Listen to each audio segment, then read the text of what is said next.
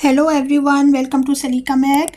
Today we will learn this beautiful and easy neckline design. Even if you are beginner, you can easily make this design.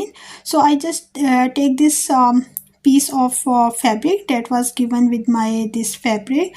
So just cut it and here I'm just marking according to my design, and after pulling the thread of my this piece, I will make ruffles here, and some extra piece I'm going to place it here in the center. So let's start stitching part. First make sure that you pin up it properly, because if you are a beginner, so while you will stitch, the ruffle will be maybe unequal, so make sure that you use a lot of pins there. So now I'm stitching both side of my center stitch. Center stitch is only on the my ruffle part of the fabric. So now just stitch one side and then the other side. Now I'm going to place the other piece here. See, this is a bit curved that I already marked with chalk. So according to my design, I'm going to use a lot of pins here, so when I will stitch, it will be easy for me to stitch.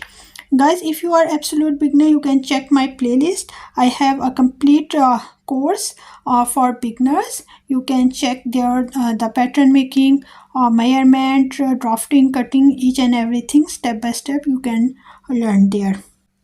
So after attaching the ruffles, now it's time to stitch my bias binding in my round neckline. So I just I just take the piece of fabric, the matching color, and now just make here the small notches or cuts, so that when you will turn it, it will turn easily because it's a round shape. Now I'm going to make fabric buttons. I have this small kit for button making, and this is very easy to make your own matching button. So just hand stitch this button and beautiful neck design is ready. Hope you like this tutorial. Thank you for watching.